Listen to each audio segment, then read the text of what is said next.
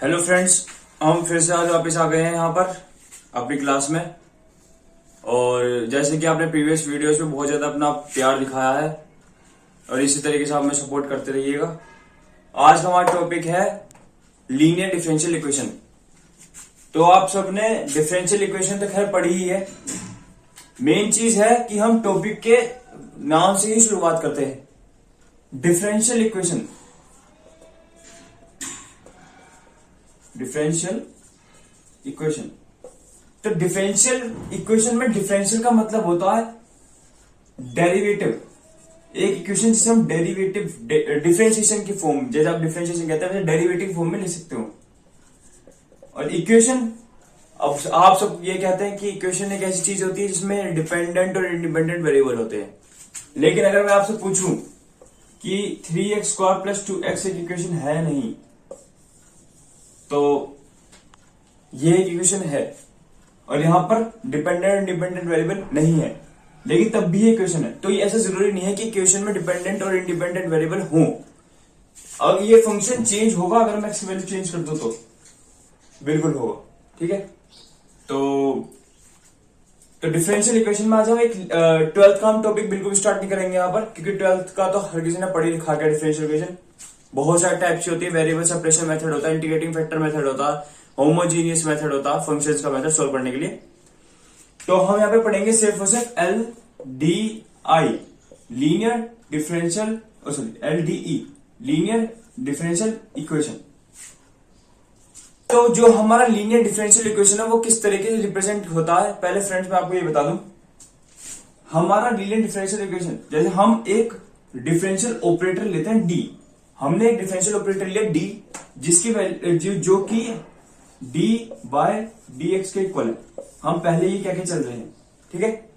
अब यहां पर एक इक्वेशन है मैं आपको दिखा देता हूं। पहले हम कहते हैं कि d/n/dx प्लस d/n-1/dx(n-1) यहाँ पे कांस्टेंट होता है a1 a2 d(n-2)/dx(n-2) and so on. यहाँ पे आपका एक डिपेंडेंट वेरिएबल था y, आप उसे लगा लीजिए, कोई दिक्कत नहीं है, क्योंकि y यहाँ पर हमारा कॉमन आ जाएगा।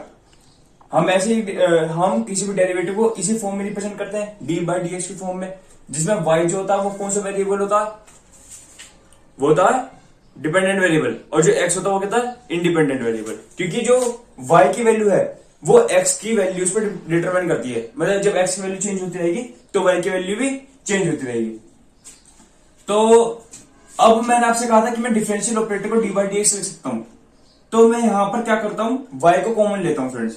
y को मैंने कॉमन ले लिया, मेरे पास a0 अब क्या बच गया, d/n/dx(n) प्लस a1 d/n-1/dx(n-1) और so on, okay, up to a(n)(dn-n/dx(n-n) okay. और तो हम इस पूरी इक्वेशन को, अब d/dx होता तो d/dx को हम क्या लिख सकते हैं, d के फॉर्म में, तो a0 dn क्या मैं लिख सकता हूं, क्योंकि मैंने यहां पे कहा था डिफरेंशियल ऑपरेटर मैं रिप्लेस कर दूंगा। फिर इसके बाद a1 d/n-1 and so on up to जहां तक जाएगा a/n तक। तो फ्रेंड्स ये पूरी जो इक्वेशन होती है ना हमारी, ये होता है एक रिप्रेजेंटेशन लीनियर डिफरेंशियल इक्वेशन का। हाँ, तो फ्रेंड्स हमने एक इक्वेशन पढ़ी और वो इक्वेशन कुछ इस तरीके की थी। मैंने आपको डिफरेंशियल जो वो था ऑपरेटर उससे रिप्लेस करके एक इक्वेशन बनाई थी, जो कि कुछ इस प्रकार की थी, plus a(1) d(n-1) plus a(2) d(n-2) up to a(n) y equals to q। मैं आपको q बताना भूल गया था। यहां पर q एक फंक्शन है जो डिपेंड कर, ये एक डिपेंडेंट वेरिएबल है, ये एक इंडिपेंडेंट वेरिएबल है। इसकी वैल्यू चेंज हो, ये जो फंक्शन है ये डिपेंड करता है इसकी वैल्यू पे। इसकी वैल्यू चेंज होने से ये जो फंक्शन है वो चेंज होगा। मैं आपको बताता हूं कि हम इसे किस तरीके से लिख सकते हैं, इस वैल्यू को f of D into y equal to Q. तो यही एक रिप्रेजेंटेशन होता है लीनियर डिफरेंशियल इक्वेशन का।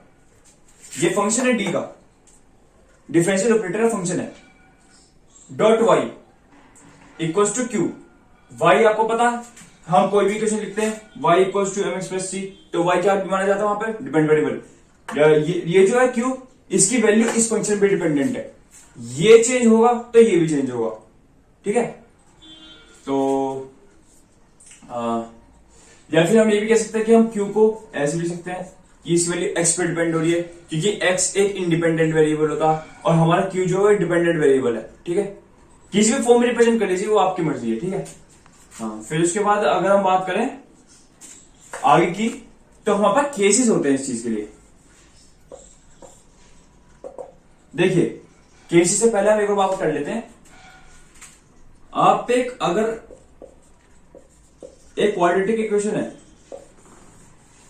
तो इस क्वाड्रेटिक इक्वेशन के कितने रूट्स होंगे वो निकलता है इसकी डिग्री से। इसकी हाईएस्ट डिग्री होती है x टू द पावर 2 है, मतलब कि इसकी हाईएस्ट डिग्री क्या होगी, जो वेरिएबल है उसका हाईएस्ट पावर को ही हाईएस्ट डिग्री कहते हैं वेरिएबल की। तो इसकी हाईएस्ट डिग्री है 2, डिग्री को हम ऐसे रिप्रेजेंट कर रहे हैं अभी। तो इसकी हाईएस्ट कितनी है डिग्री 2, और इसकी हाईएस्ट डिग्री 2 होने के कारण इसके जो रूट्स आएंगे वो भी कितना आएंगे 2। जब भी आप इस क्वाड्रेटिक इक्वेशन को, किसी भी क्वाड्रेटिक इक्वेशन को इस टाइप की, जैसे कि ए बी और सी की वैल्यू में रखूं, जब भी आप सोल्व करेंगे तो इसमें 2 ही रूट्स आएंगे, और हम उन 2 रूट्स का नाम देते हैं m1 और m2। अगर मैं आपसे बात करूं कि ये भी एक क्वाड्रेटिक इक्वेशन ही है, इसे कितने रूट्स आएंगे, तो यहां पे देखिए हाईएस्ट पावर हमारी डिग्री मानी जाती है, तो डिग्री है 3, तो इसके रूट्स आएंगे कितना आएंगे 3, और हम उन रूट्स को क्या कहेंगे m1 m2 and m3, 3 roots आएंगे, ठीक है बच्चों। अब हमें पता चल गया है कि हाईएस्ट जो मतलब इसकी हाईएस्ट पावर की हाईएस्ट डिग्री होती है, उतने रूट्स आते हैं, उतने नंबर ऑफ रूट्स आते हैं, ठीक है। अब ये रूट्स भी अपने आप पे देखिए, ये जो इक्वेशन है ये आप कैसे सोल्व करेंगे, रिमाइंडर थ्योरम से, या तो आपको पता है यहाँ पर बचपन में खूब सिखाया जाएगा remainder theorem, division method, okay.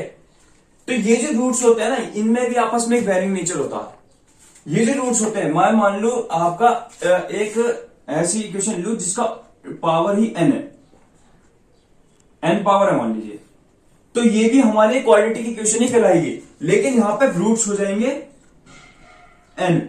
ये मैं एक काम करता हूं, यहां पे n के साथ p मान लेता हूं, तो यहां पे p हो जाएंगे, p रूट्स हो जाएंगे, p रूट्स, ठीक है, क्योंकि हमारे से पावर क्या है p, तो p रूट्स हो जाएंगे। p roots means it can be any value, 1000, 10,000, lakh और इन्फिनिटी रूट्स भी हो सकते हैं किसी भी चीज के, ठीक है। तो अब हमने रूट्स की बात करी। अब ये जो रूट है, मान लीजिए p रूट्स आ रहे हैं, मतलब कि बहुत सारे, इनमें से मान लीजिए ऐसा कुछ इस तरीके का पैटर्न बना कि थोड़े रूट्स इक्वल भी हैं, थोड़े रूट्स रियल रूट्स और डिस्टिंक्ट रूट आपने बहुत अच्छे पढ़े, रियल रूट्स पढ़े हैं आपने, इमेजिनरी रूट्स पढ़े हैं। रियल रूट्स, वो आपको पता है रियल रूट्स क्या होते हैं। रियल रूट्स आपके सारे जितने भी आपके नंबर है सब एक साथ रियल ही होते हैं। जैसे कि मैं कुछ भी नंबर ले लूं, ठीक है, रेस से रिलेशन हर कोई रियल के अंदर आता, तो कोई भी रूट है वो अगर नंबर के फॉर्म में रिप्रेजेंट हो रहा है कोऑर्डिनेट एक्सिस पे, तो हम उसे कहते हैं रियल रूट्स। तो इमेजिनरी रूट्स क्या होते हैं, आपने कॉम्प्लेक्स रूट्स के बारे में पढ़ा होगा। कॉम्प्लेक्स नंबर आपने अपनी 11th क्लास में बहुत अच्छे तरीके से पढ़ा है, 9 चैप्टर। कॉम्प्लेक्स नंबर हमेशा किस चीज से रिप्रेजेंट होता है, एक वैल्यू आपने पढ़ी है आयोटा, जिसकी वैल्यू हमेशा √-1 इस तरीके की। कोई भी इक्वेशन इस वेरिएबल के फॉर्म में लिखी हो वो होती है कॉम्प्लेक्स इक्वेशन, और रूट्स जो आएंगे उस इक्वेशन के वो हमेशा इमेजिनरी आएंगे, अगर वो इस आयोटा के रिस्पेक्ट में लिखे हो तो, रिप्रेजेंट हुए हो तो। जैसे अगर मैं आपको कहूं z = x + i y, तो यहां पे आपका x जो है वो एक रियल पार्ट होता है, और जो y है वो एक होता है इमेजिनरी पार्ट, क्योंकि यहां पे आयोटा उसके साथ में जुड़ा हुआ है, ठीक है, ठीक, कोई दिक्कत नहीं। अब इसके आगे हम चलते हैं अब हम यहाँ पे इतना हमने सब पढ़ लिया, इतना आपको बहुत अच्छी तरीके से क्लियर हो गया होगा। अब मैं थोड़ा बहुत केसेस की बात करता हूं कि किस तरीके से इनके जो रूट्स हैं ये आपस में इक्वल भी हो सकते हैं, डिस्टिंक्ट, रियल, इक्वल, कुछ भी। मैं वो केसेस डिस्कस करूंगा वन बाय वन। तो केस फर्स्ट क्या होता है, आपको बस इन केसेस को याद रखना है जिससे कि आप आगे आगे प्रॉब्लम, मैं आपको प्रॉब्लम भी कराऊंगा, एग्जांपल्स ऐसे लेके चलूंगा मैं इंजीनियरिंग मैथमेटिक्स के। तो यहां पर केस 1 ले रहा हूं मैं। तो केस 1 में क्या है कि अगर मैं रूट्स को, मान लीजिए 2 रूट ले रहा हूं मैं, m1 एंड m2, एक ऐसी क्वाड्रेटिक इक्वेशन है जिसका डिग्री 2 है और मैं इसके रूट्स 2 आएंगे, m1 एंड m2 लेके चल रहा हूं, उनका नाम ले रहा हूं m1 एंड m2। अगर दोनों रूट रियल है, अगर दोनों रूट रियल है और डिस्टिंक्ट है, डिस्टिंक्ट का मतलब आपस में इक्वल नहीं है, ठीक है। अगर ये इस तरीके से कुछ दे रखा है हमें, तो मैंने आपको हम इस चीज को मतलब इसे सोल्व करने के लिए, इन रूट्स को सोल्व करने के लिए और इन रूट्स को रिप्रेजेंट करने के लिए हमारे पास एक चीज होती है y equals to C F plus P आई।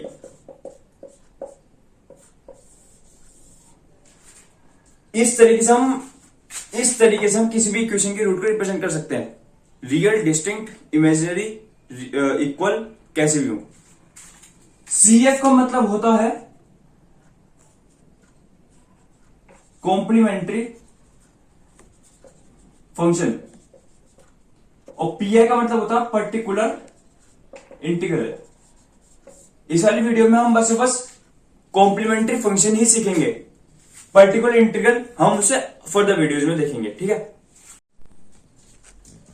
तो हम केस फर्स्ट डिस्कस कर रहे हैं आपसे, जिसमें कि हमारे पास जो रूट्स हैं वो आपस में रियल है और डिस्टिंक्ट है।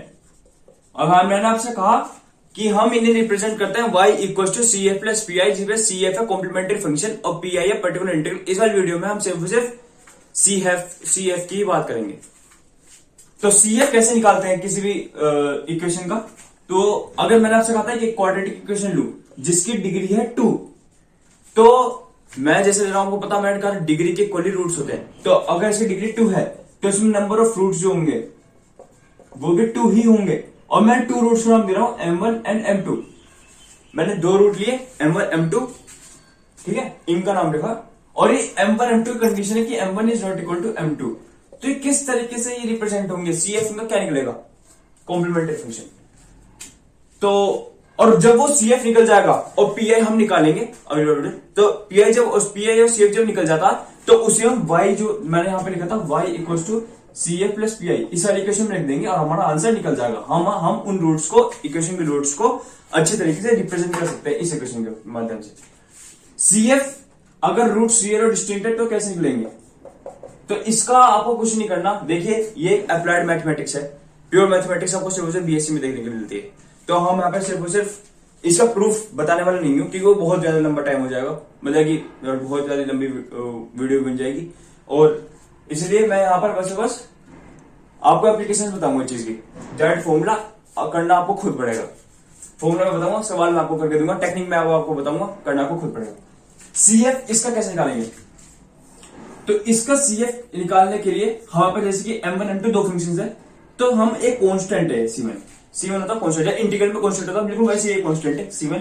इससे आपको कुछ लेने देना एज लिखना, आपको इससे आपको कुछ लेने देना नहीं है, इसे आप एज लिखोगे e की power m1x plus c2 e की पावर m2x।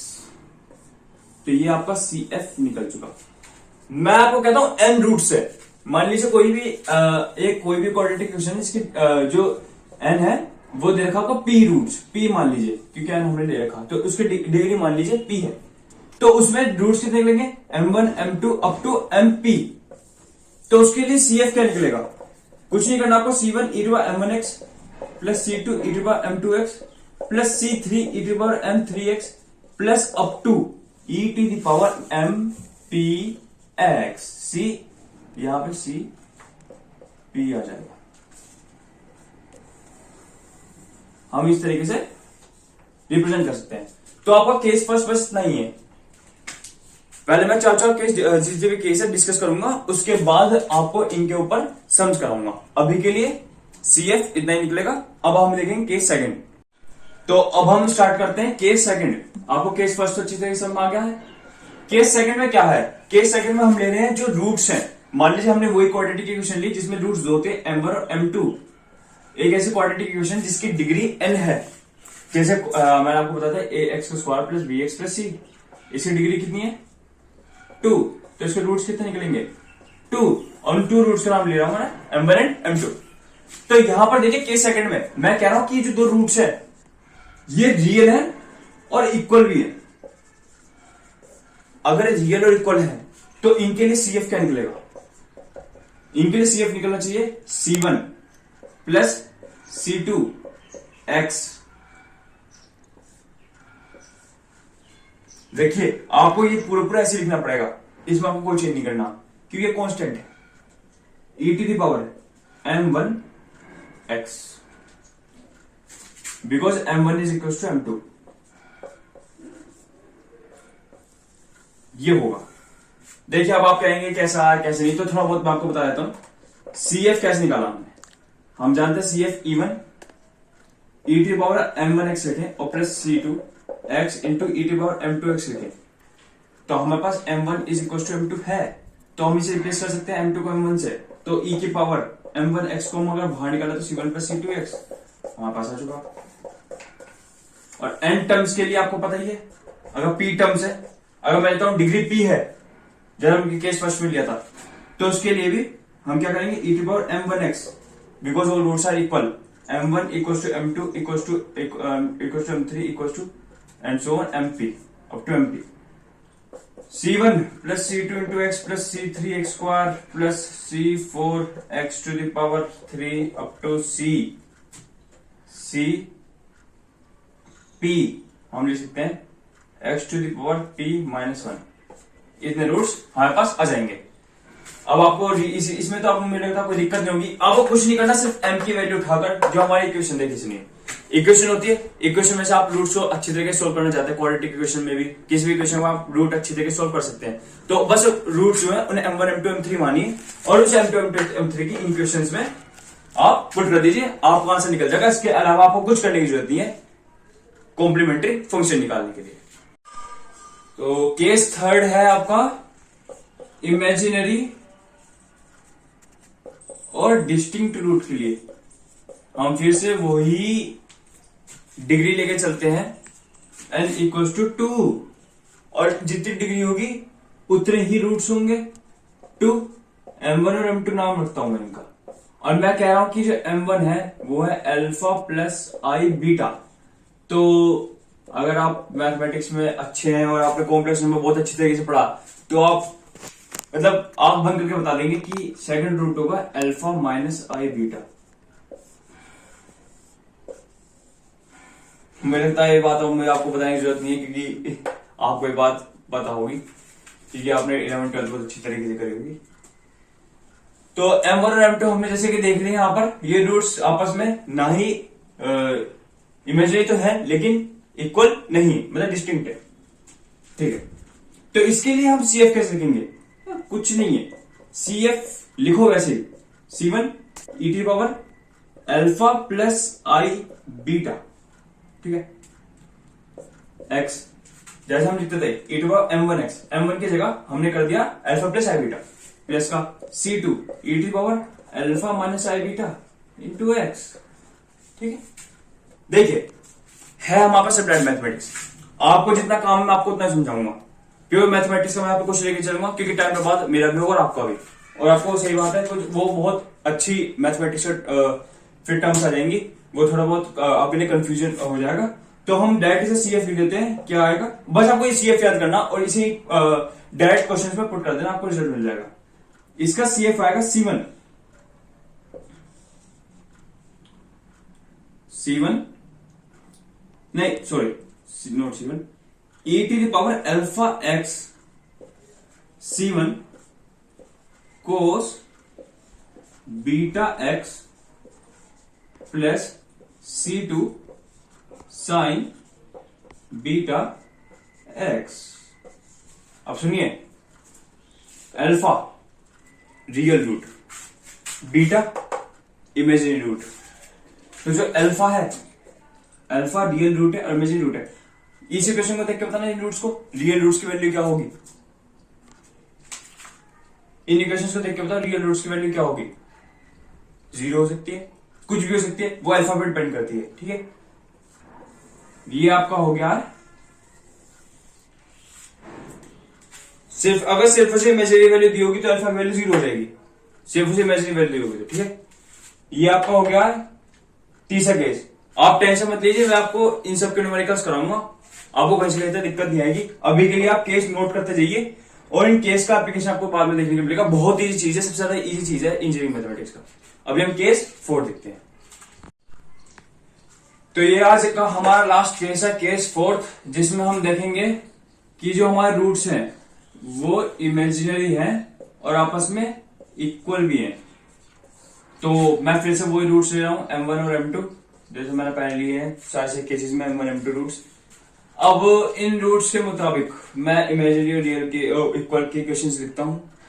तो क्या होंगी, देखिए सब फंडा रियल रूट्स वाला ही है, बस आपको वैल्यू पुट करनी है। इसका CF जो निकलेगा वो निकलेगा, डायरेक्ट लिख लीजिए, कोई दिक्कत नहीं है, आपसे कोई प्रूफ नहीं पूछा इस चीज का और आपको करना भी नहीं है क्योंकि वो प्रूफ बहुत ज्यादा कॉम्प्लेक्स है।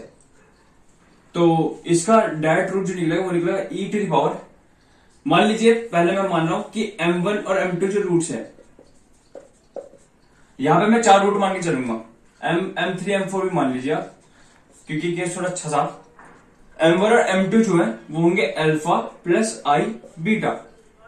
जैसे कि हमें पता पिछली बार में कहा था कि अगर अल्फा प्लस आई बीटा तो इसका कॉम्प्लेक्स रूट का दूसरा पार्ट M3 = M4 कितना होगा, इक्वल भी है, इमेजिनरी भी है, alpha minus i beta, cancellation पे 0 आ जाए। सुनिए अब यहां तक हमारा आ गया। अब इसका CF क्या निकलेगा, ये दोनों रूट इक्वल है, ये दोनों रूट इक्वल है, तो इसका CF निकलेगा e⁻ अल्फा x, यहां पे आएगा हमारा C1